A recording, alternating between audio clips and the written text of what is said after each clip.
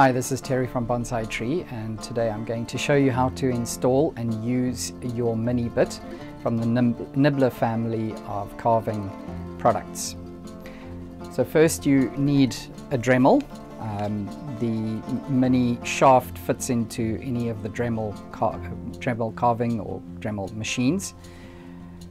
And then you need your mini bit, of course, and you just slot it into the collet, your standard collet of the Dremel, finger tighten, and then using the spanner that comes with your Dremel, tighten it slightly, don't over tighten.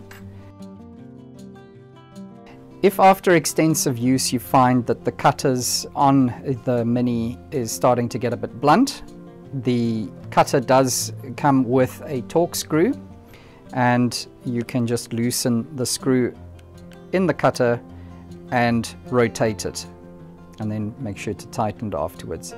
However, we do offer replacement cutters, and you're good to go.